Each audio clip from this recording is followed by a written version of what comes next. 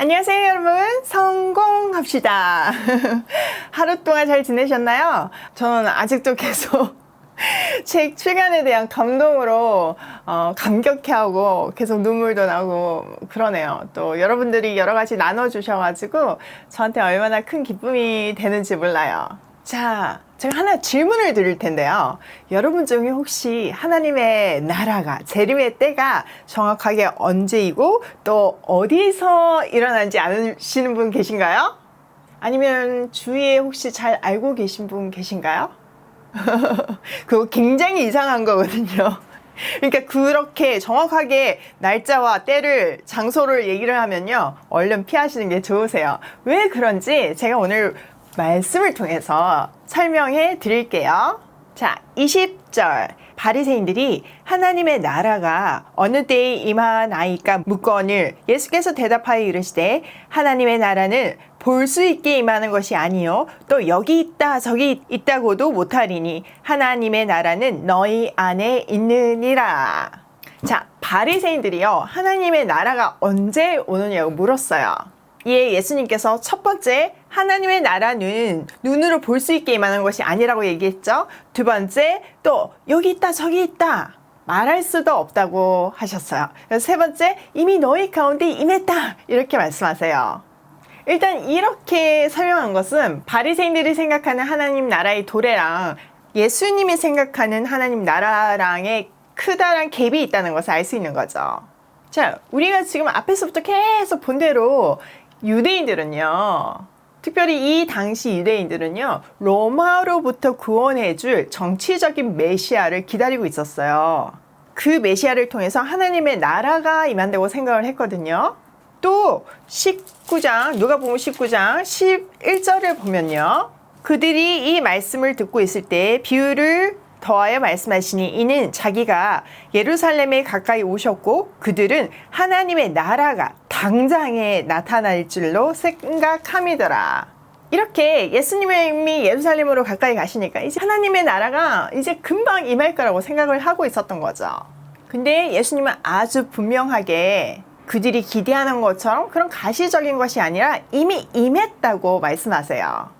이거는 among you, 우리 사이에 있다 이런 뜻이거든요. 자, 이 말씀이 선포되는 현장을 한번 상상해 보세요. 예수님이 계시고 또 수많은 바리새인과 제자들, 무리들이 있잖아요. 그들 사이에 지금 예수님이 있잖아요. 그러니까요, 너희들 가운데 내가 메시아가 지금 임재해 있다. 나의 임재로 인해서 이미 너희들 사이에 하나님의 나라가 임했다 이렇게 말씀하시는 거죠. 우리 사이에도 하나님의 나라가 임해 있잖아요. 또 우리가 예수님을 소개하고 주님의 뜻대로 사는 모든 일상 속에 하나님의 나라가 임재해 있고 또 확장되어 가는 거예요. 자, 22절. 또 제자들에게 이르시되 때가 이르리니 너희가 인자의 날 하루를 보고자 하되 보지 못하리라.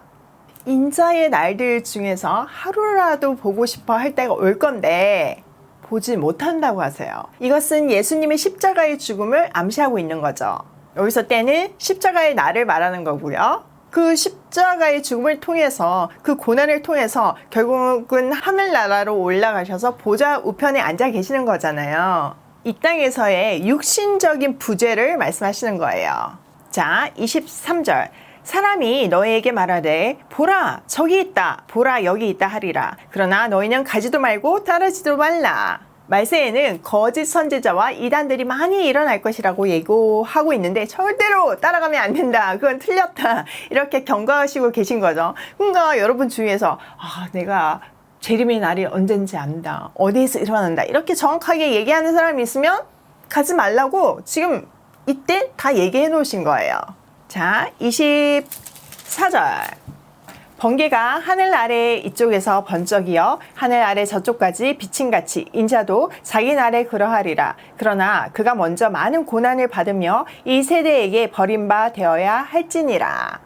예수님께서는요, 재림의 날이 이미 예고되어 있고 여러 가지 징조도 말씀하셨지만 중요한 것은 갑자기 임한다는 거예요. 또 그 일이 있기 전에 십자가의 고난이 반드시 전제되어야 함도 말씀하세요. 그리고 종말의 때에 대해서 두 가지 예를 드시는데요. 첫 번째는 노아의 시대이고 두 번째는 롯의 때였어요. 한번 볼게요. 26절 노아의 때에 된 것과 같이 인자의 때에도 그러하리라. 노아가 방주에 들어가던 날까지 사람들이 먹고 마시고 장가들고 시집 가더니 홍수가 나서 그들을 다 멸망시켰으며. 자, 이 노아의 때와 같다고 했으니까 우리가 노아의 때가 어떠했는지 한번 살펴볼 필요가 있잖아요. 창세기 6장을 한번 열어보세요. 6장 5절에 보면 여호와께서 사람의 죄악이 세상에 가득함과 그의 마음으로 생각하는 모든 계획이 항상 악할 뿐임을 보시고. 자, 노아의 홍수가 있었을 때 지금 그 노아의 때의 시대상인 거예요. 어땠다고요?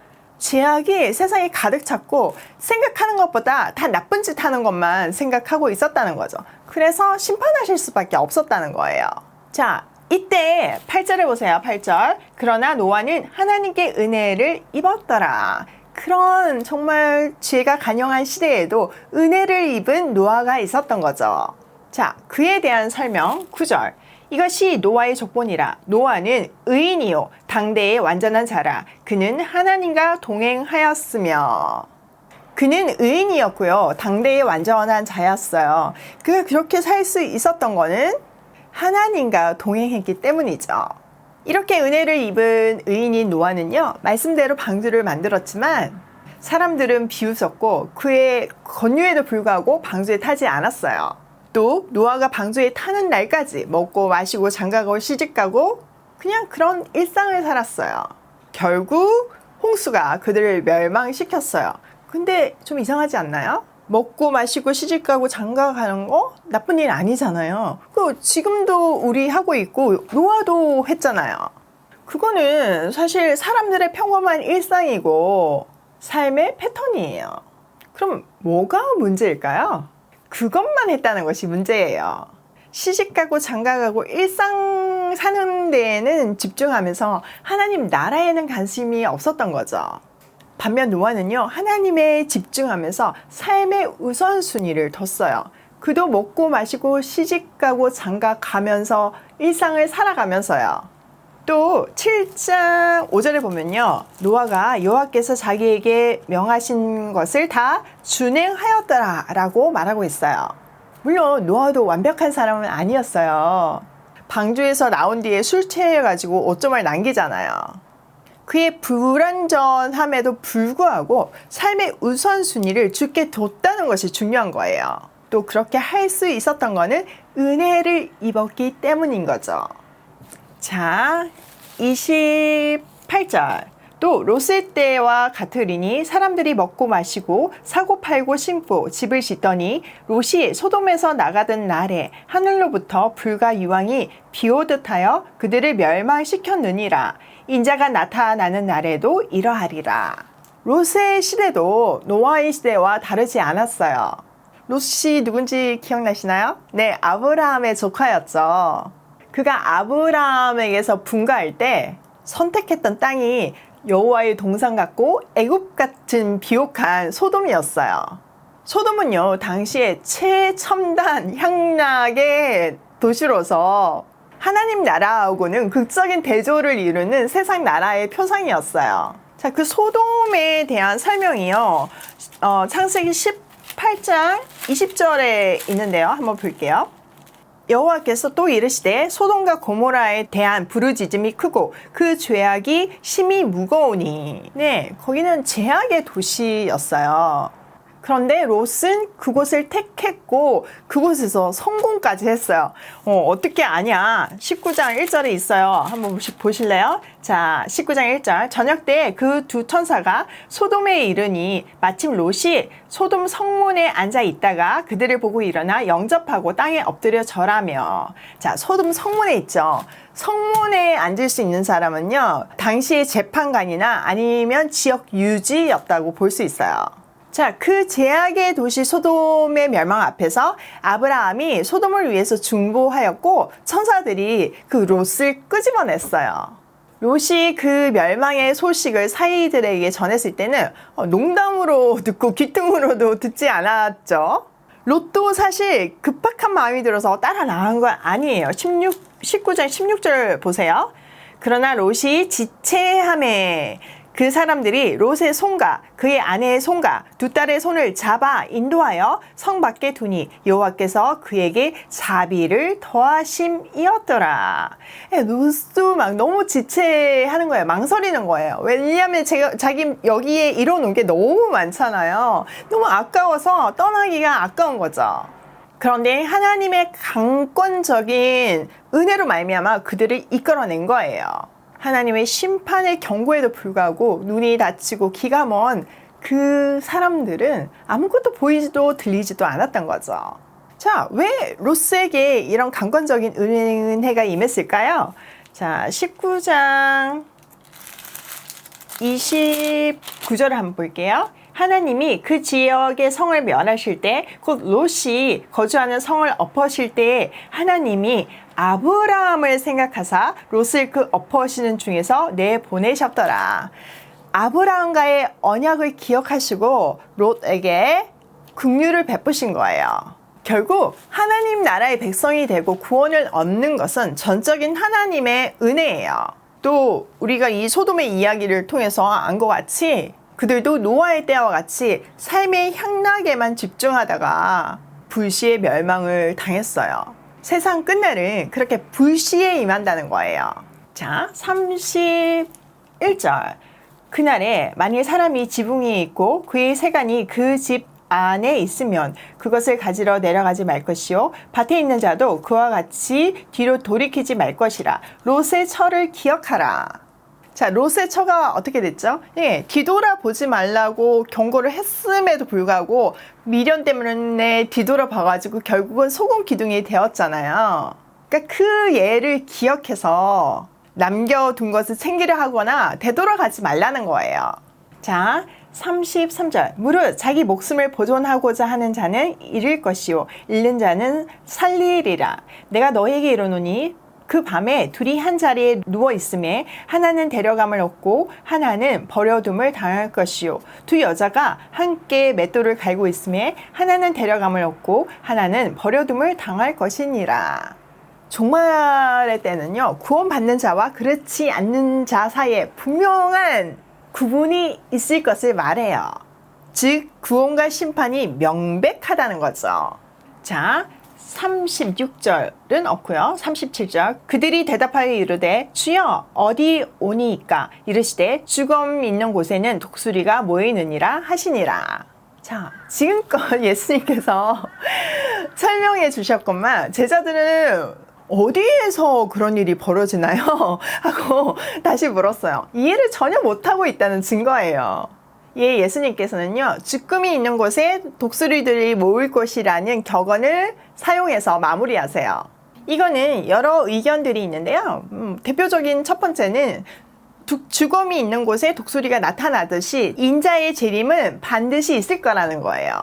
또 죽음이 있는 곳에 독수리들이 모이는 것을 볼 수 있듯이 예수님의 재림은 누구나 볼 수 있는 공식적이고 가시적인 사건임을 말한다고 하기도 해요. 분명한 거는요, 종말은 반드시 있고 예수님이 재림하실 때는 모두가 볼 수 있다는 거예요. 하나님의 나라는요, 이미 우리 가운데 이미 있어요. 우리는 은혜를 구하며 다시 오실 예수님을 깨워서 기다려야 하는 거예요. 신랑이신 예수님을 아름다운 신부처럼 단장하며 신부답게 살아야 하는 거예요. 제가 어저께 게시글에 우리 애들 어렸을 때 들쳐있고 성경 공부하는 사진을 올렸더니 많은 분들이 감동이 된다고 댓글에 남겨주셨더라고요. 그리고 여러분 초판이 다 팔렸어요. 완전 기적이죠. 사실 그 사진들의 순간들이 계속 십수년 모여서 지금의 제가 되었고 또 매일의 묵상이 모여서 난생 처음 성경 공부라는 책이 만들어졌어요. 그렇게 할 수 있었던 근거는 하나님의 은혜인 거죠. 하나님을 믿기 전에 수많은 사람들이 저한테 하나님을 소개했을 때 마음 잡고 일주일 동안 정말 밖에도 나가지 않고 성경을 한번 읽은 적이 있어요. 제가 거룩한 마음이 있어서 그랬던 건 아니고요. 하도 자꾸 믿으라고 하니까 그러면 내가 성경을 한번 읽어보고 이게 진짠지 하나님이 계신지 확인을 해볼 테니까 내가 만약에 발견을 못하면 더 이상 나를 귀찮게 하지 마라. 좀 이런 오만한 태도였어요.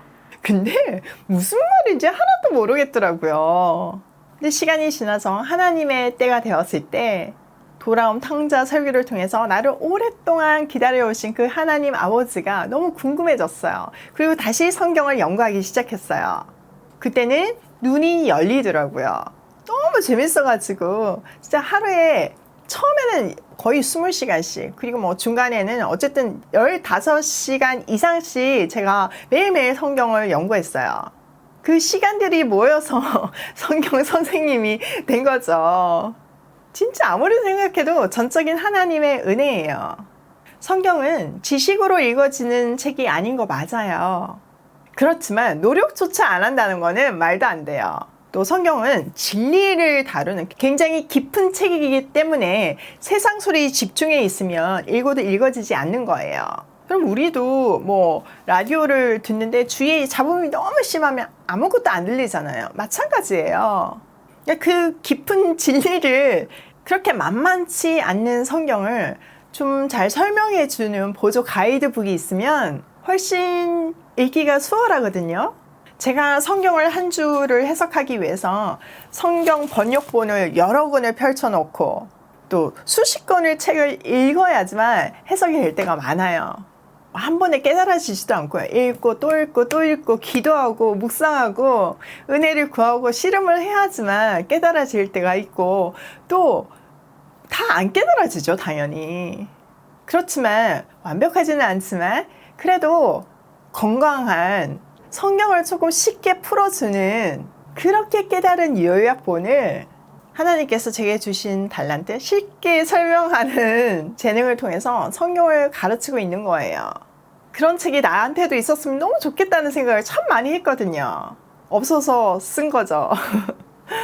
사실 요즘같이 책을 안 읽는 시대에 화려한 간증집도 아니고 돈이 생기는 뭔가 정보책도 아니고 성경 공부책을 쓴다는 것은 복음에 미치지 않으면 할 수 없는 일인 것 같아요. 또 제가 이번에 작업을 하면서 느낀 거가 성경을 읽히는 일에 가치를 두는 귀한 마음이 있었기 때문에 난생 처음 성경 공부가 출간이 된 거고요. 뭐 많이들 중보기도 해주셨지만 정말 저랑 편집장님이랑 진을 뺐어요. 제가 쓴 거를 또 일일이 하나하나 만나 검토하시고 내가 구절 쓰면 그거 다 확인하시고 이렇게 해서 나온 책이거든요. 틀리면 안 되니까요. 생각해보면 진짜 은혜가 꽁꽁꽁 뭉친 책인 것 같아요. 또 참 감사한 것은 세월을 돌이켜보면 예전에는 제 힘이 빡 들어가서 인생을 살았는데 성경을 연구하다 보니까 하나님의 마음을 알게 되고 또 그 하나님의 마음을 아니까 작은 것부터 적용하고 그러다 보니 어느새 힘이 빠져 있더라고요. 어줍지 않은 제 힘 대신 하나님의 은혜와 하나님의 능력이 채워져 있더라고요. 그게 감격인 거죠. 여러분, 하나님의 나라는요, 이미 우리 가운데에 임해 있어요. 택하심과 부르심에 감격하며 십자가를 통과한 사람답게 세상을 살리는 우리가 되면 좋겠어요. 오늘도 하나님 나라를 확장하며 생명을 살리는 발걸음으로 고고싱해요.